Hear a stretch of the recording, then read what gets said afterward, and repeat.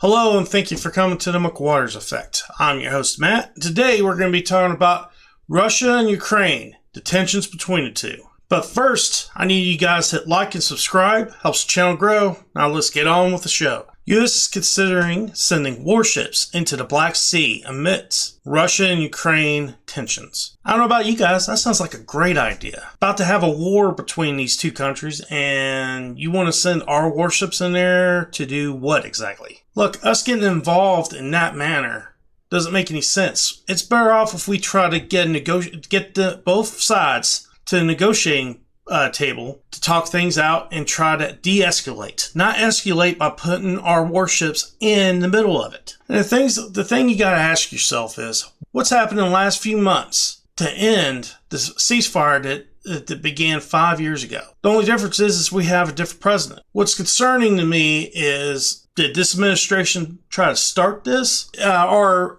is Russia going to the border of Ukraine because we're in Syria to build a pipeline? Now, when it comes to the pipeline, I'm going to go further in depth about that later on.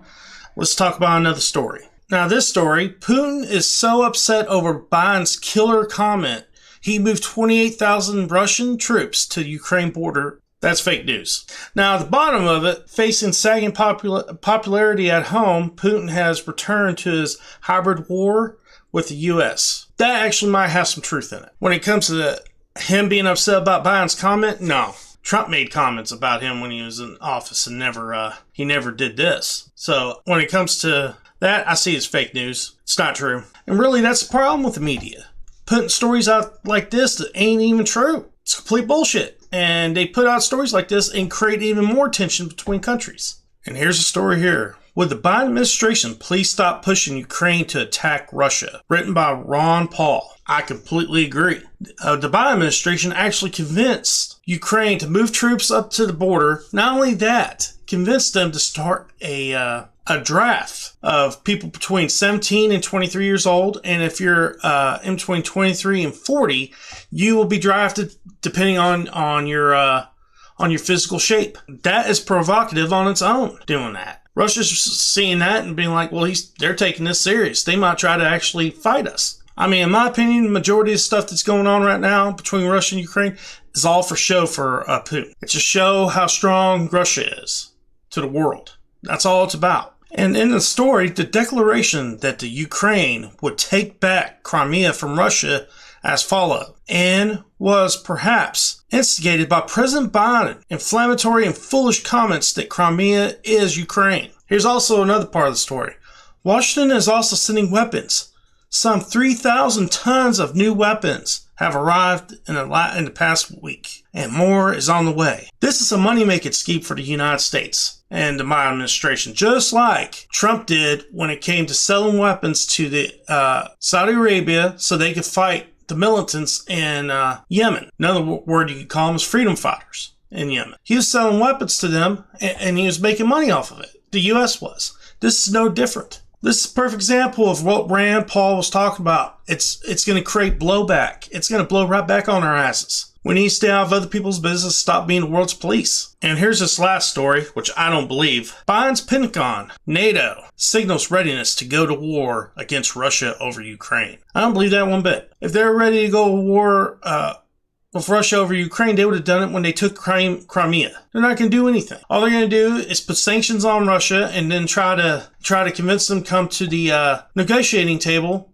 and try to create peace. That's all that's going to happen. Unless Biden's administration decides to do something different, which all the indications is he might be doing that. I don't know yet. I mean, when it comes to Biden, I've never seen a war he didn't like. Another group that hadn't seen a war they haven't liked is the military industrial complex, as well as the establishment of Democrat and Republican parties. They like that stuff. That's the reason we went to Iraq, Afghanistan, and everywhere else around the world, getting in people's business that we shouldn't be getting into. Now, for the U.S. to actually enter the Black Sea with our Navy, we must give 14-day notice to our intentions because of a treaty in 1936 giving Turkey control of the Straits of the Sea. That's in the Mediterranean. And by this report, they are not sure if they have given that yet. But for right now, the Navy is continuing to fly reconnaissance aircraft in international airspace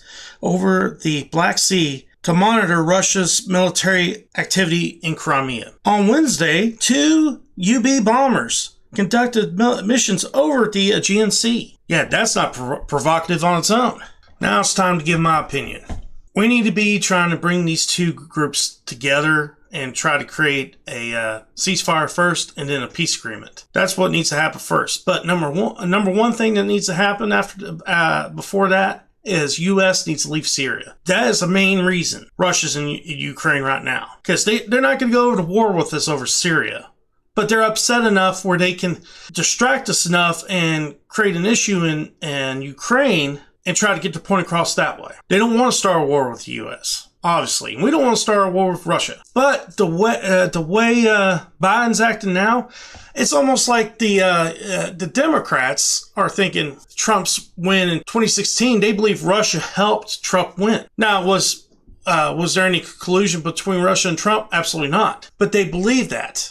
And they believe that Russia helped them on purpose because of his dislike.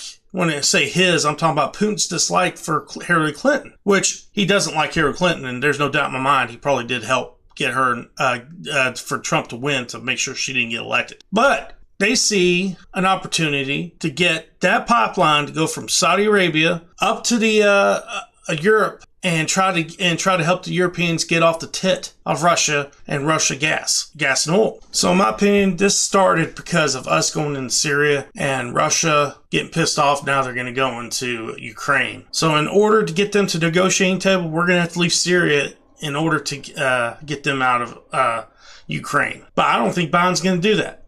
I think Biden's going to let the stuff play out the way it's going to play out instead of trying to come to a peace agreement. I mean, there's no difference between him and George Bush when it comes to foreign policy. War, that's money. Of course we want to do that. We want to make money. So does his friends, so does corporations that fund them, all of them. All right, guys, now we're at the point where I give you my quote of the day, and that's do George S. Patton. The reason I did is because, we're talking about war, and he was in the World War II. So here's his quote. A civil servant is sometimes like a broken cannon. It won't work, and you can't fire it. That's pretty good. All right, guys, I'm done with my rant for today.